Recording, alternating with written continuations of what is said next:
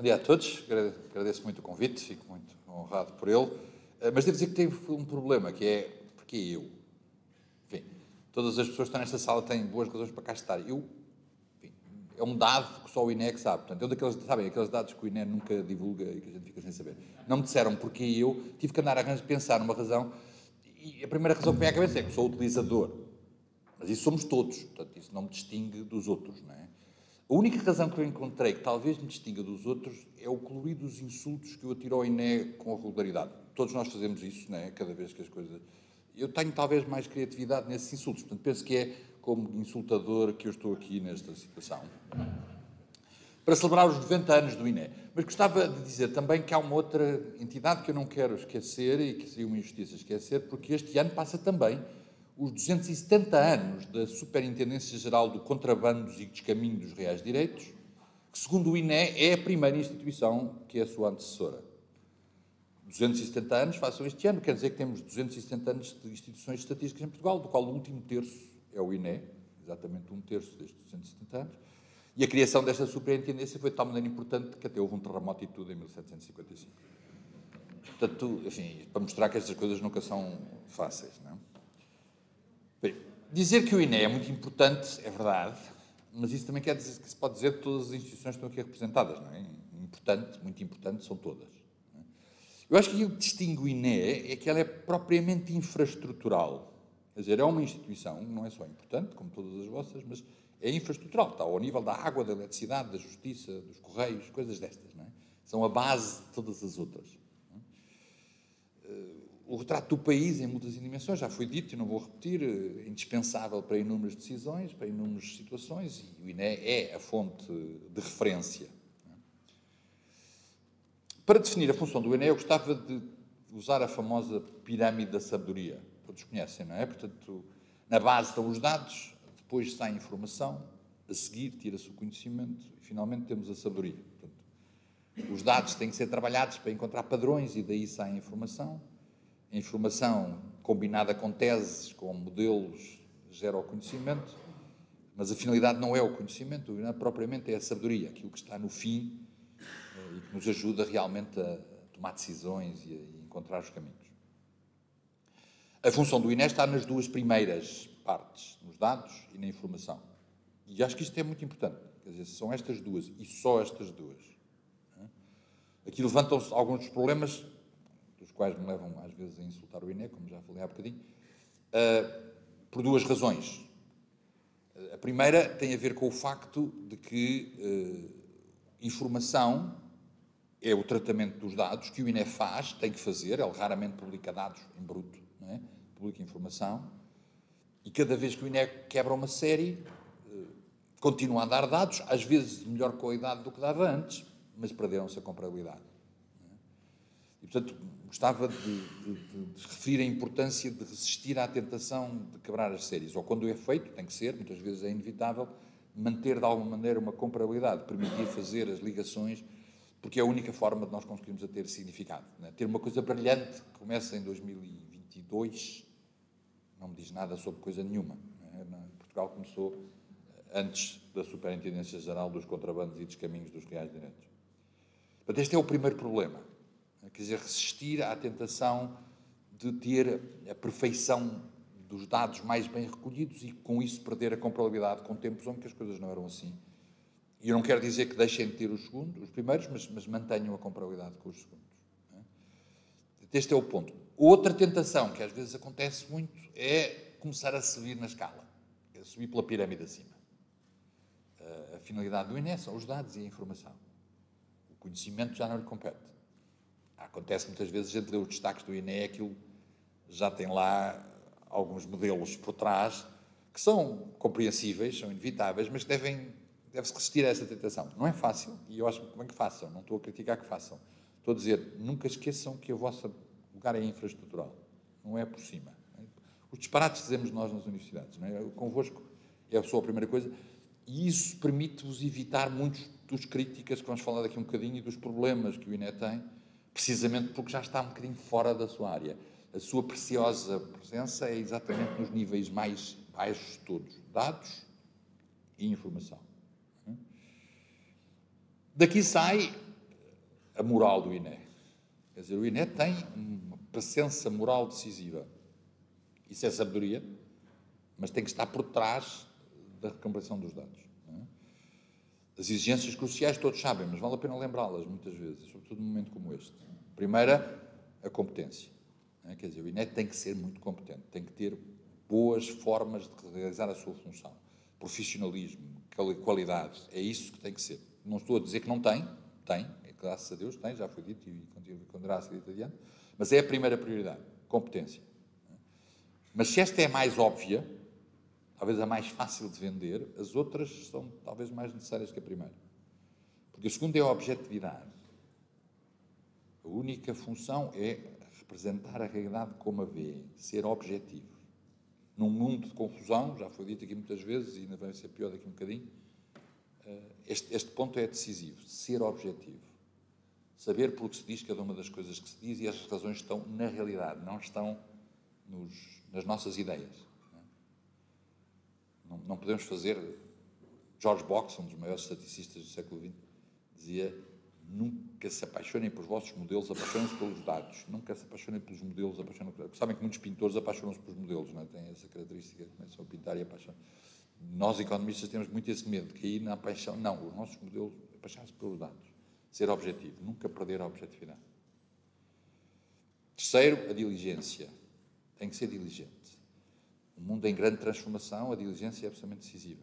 Quer dizer, não pode estar atrasado. Não pode apresentar dados muito bons que já não são relevantes, porque, entretanto, a realidade mudou. Portanto, tem que ser muito diligente.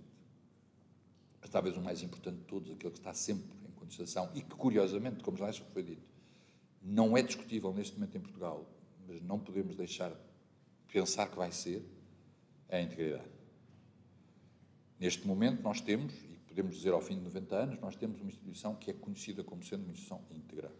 A generalidade das entidades nunca ataca o INE. E se alguma vez o fizerem, são eles que ficam mal vistos, porque o INE tem integridade.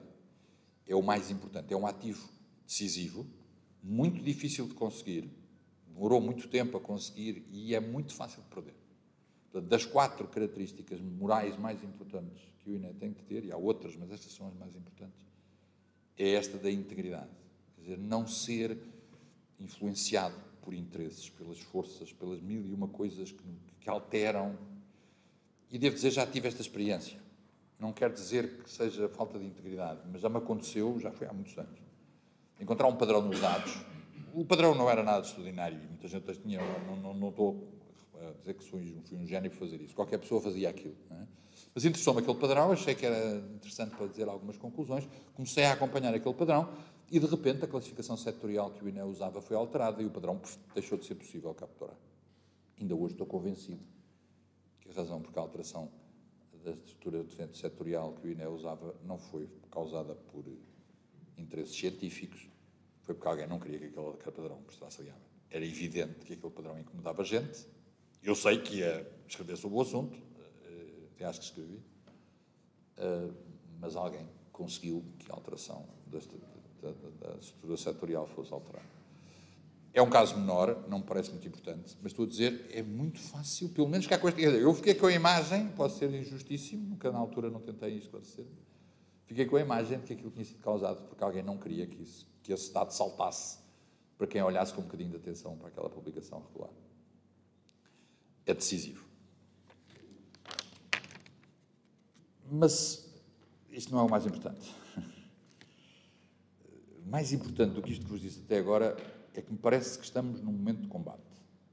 Esta celebração dos 90 anos acontece num momento de combate. Em todo o mundo, e em especial no mundo desenvolvido, as instituições de estatística estão debaixo de fogo e vão sofrer cada vez mais. O mundo está a mudar em muitas dimensões, todos sabemos isso. E há muita gente até a dizer que aquela realidade em que nós nascemos e crescemos acabou, que agora estamos noutra. Nunca dizem qual é a outra, mas dizem que mudou. Acho que a maior parte das pessoas que diz isso está a dizer disparate, não é esse o ponto. Mas de facto, é preciso lembrarmos, quando olhamos para trás, que os últimos 80 anos, a maior parte da vida do INE, desde a Segunda Guerra Mundial, foi uma época de paz em geral no mundo, comparado com as anteriores. Foi uma época de prosperidade, incomparável com qualquer outra situação da história. Foi uma época de democracia, como nunca tinha havido. Mas também foi uma época de estatística. Quer dizer, estes 80 anos foram avanços inacreditáveis em termos de estatística. Nós hoje temos séries cronológicas do mundo inteiro, algumas delas eu nem sei como é que elas aparecem, que vão séculos e séculos para trás. Quer dizer, eu gosto muito dos gráficos, de mostrar aos meus alunos, e posso mostrar. Atiro sempre as responsabilidades para quem as publica, a maior parte é o INE, e, portanto, fico com a minha consciência tranquila porque não fui eu que fiz, mas o que é verdade é que ele está disponível. Ele está disponível por entidades que assinam por baixo. O INE é uma das mais utilizadas nas minhas aulas. Isto é uma coisa extraordinária. Não é garantido que vai continuar. Pelo contrário, estamos em risco de deixar de continuar. Estamos em risco de nós olharmos para os últimos 80 anos e dizer aquilo que foi uma época de ouro, extraordinária, espetacular, e que infelizmente nunca mais aconteceu. O Império Romano foi uma coisa que durou 1000 anos, e depois de ter demorado 1000 anos, houve 1000 anos a dizer que iam voltar ao Império Romano e nunca mais voltaram. Pode vir a acontecer-nos a nós, não 1000 anos, mas 80, nos futuros foram assim. Espero que não, estou convencido que não, sinceramente. Até nem me parece que seja verdade que a idade em que nós vivemos vai mudar, tanto como eles dizem que sim, mas é preciso estarmos atentos. Estamos num momento de combate.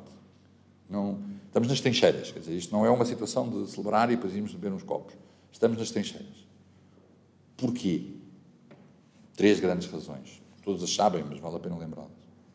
A primeira são dificuldades técnicas, propriamente técnicas. Quer dizer, o bom e velho método dos inquéritos tem cada vez mais obstáculos. As taxas de resposta estão a cair em todo o lado.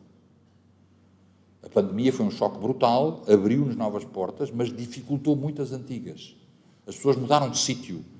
Aquelas bases com que nós tínhamos estruturado os antigos inquéritos já não são válidas. E de forma subtil, não é verdade que não é fácil encontrar a nova base. Portanto, há uma alteração muito significativa da estrutura, da forma de obter os dados. Todos sabem isto melhor do que eu. Isto quer dizer que as revisões estatísticas estão a ser cada vez mais frequentes e, sobretudo, cada vez mais drásticas. Há inquéritos oficiais em países como a Grã-Bretanha, por exemplo, acerca das alterações que foram feitas às estatísticas do PIB. Por outro lado, estão a aparecer novas fontes estatísticas que todos sabem e que não são oficiais. Não estou a dizer que sejam piores, estou a dizer que não são oficiais. Algumas são brilhantes, algumas até dizem que já nem sequer são amostra, são o universo. É mentira, mas eles não sabem. Acham que são o universo e que, portanto, esta ideia da amostragem e da necessidade de extrapolar desistiu. Já não existe, não é preciso. É uma mentira, mas é uma mentira com suficientemente plausível para levar muita gente atrás. Está aqui propriamente questões técnicas e nem sequer estou a falar da inteligência artificial e de outras coisas que todos sabem que vão ainda, ninguém sabe muito bem como alterar o que estamos a viver. Portanto, há fortíssimas dificuldades técnicas. Em segundo lugar, dificuldades financeiras. Os orçamentos estão sob pressão e essa pressão não vai diminuir, vai aumentar. É muito difícil convencer a população que é preciso gastar dinheiro num conjunto de pessoas que gostam de contar. Desculpem lá, mas não é fácil. E, portanto, é sempre o sítio onde se corta. Já está a acontecer. Estão a acontecer cortes gravíssimos e não começaram agora, já vêm de trás. Houve várias séries que foram descontinuadas, vários serviços que foram descontinuados, vários serviços que foram reduzidos e tiveram que mudar a sua operação. Aliás, os números dos membros do INE, dos trabalhadores do INE, há bocadinho recitados, mostram isso claramente. Felizmente, Portugal está atrasado nestas coisas. Quer nas primeiras, quer nas segundas, quer nas terceiras. É bom, mas vem cá chegar. E por isso estamos em combate já. A linha da frente é nos Estados Unidos, a linha da frente é na Grã-Bretanha, no resto da Europa. Mas é o segundo tipo de dificuldades, são financeiras e são muito importantes, porque, de facto, os dados são caros. Os bons dados são caros. É muito fácil arranjar dados baratos. Aí há muitos, e cada vez há mais, como já foi dito. Mas esses não prestam e as pessoas podem vender gato por lebre e comprar os dados que não interessam. A terceira são as pressões ideológicas. Vivemos num mundo cada vez mais polarizado. Todos eles falam da verdade e todos eles querem manipular a verdade a seu favor.